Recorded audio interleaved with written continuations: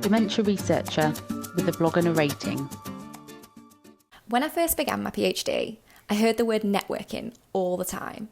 It was thrown about in all of my introductory sessions and training reports, but I actually had no idea what it really was, or, most importantly, what it entailed.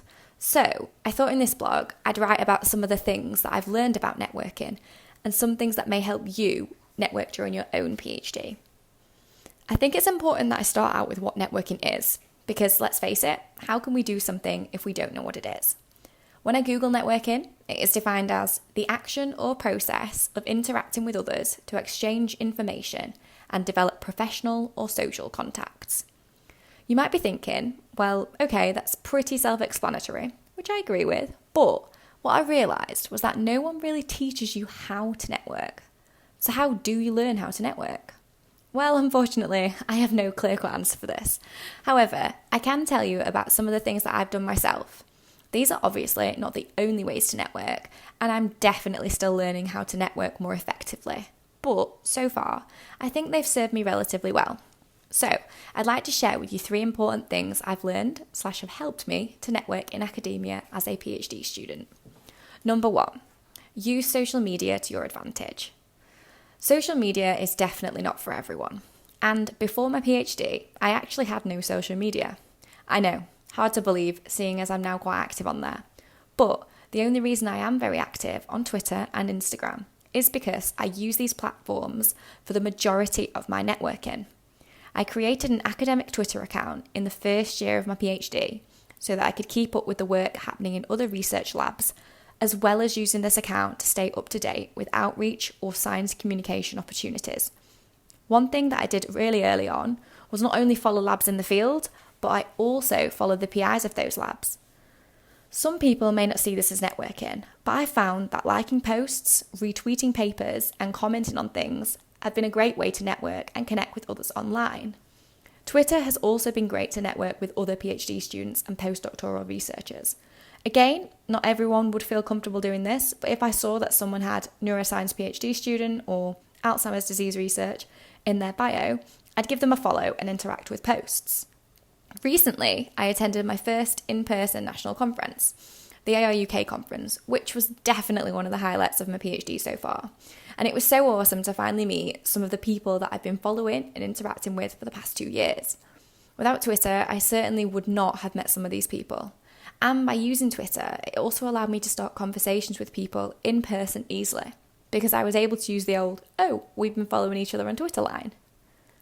Number 2, ask your supervisors for tips. They may even be able to help introduce you to people. One thing I was pretty amazed by was by how many people my supervisors knew.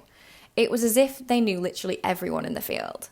However, your supervisors having wide networks themselves can also be really helpful for you. Obviously, they can't do the networking for you, but hopefully you have a relationship with them where you can ask them for some tips on networking. For example, how did they network when they first started their PhD? Do they have any advice on how to approach the heads of lab groups?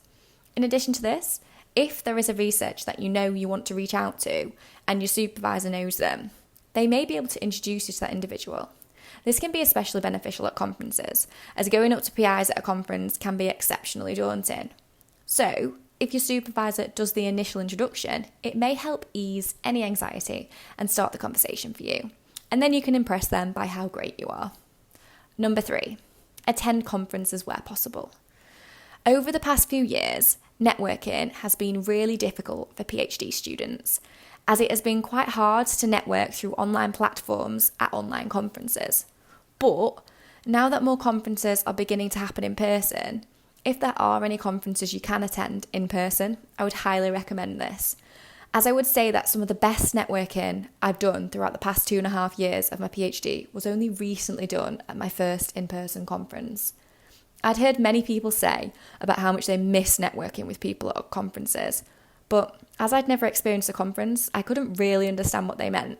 But now, having been to my first in-person conference, I can totally see what they mean. So here are some things that I found useful during the conference. Talking to people in the lunch queue. I know it sounds odd, but having the odd chat in the lunch queue can be a great way to meet people and to ask about their work. And if you are super interested in hearing more, you could even ask to sit with them. Wandering around the posters in the poster sessions and asking questions. Before the ARUK conference, I had never presented a poster as a PhD student, so I didn't really know what to expect. But one thing that helped me present my own work was wandering around all the posters and asking people questions, as this gave me an idea of what I was actually supposed to be doing. One thing I realised was that many people were in the same position and also had never done this before.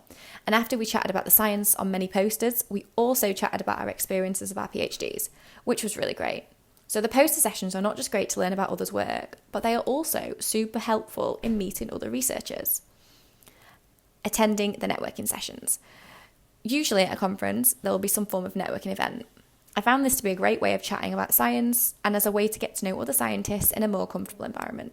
So if you have the opportunity to attend one of these events, I would highly recommend. Overall, I think one important thing to remember about networking is that there is no one size fits all.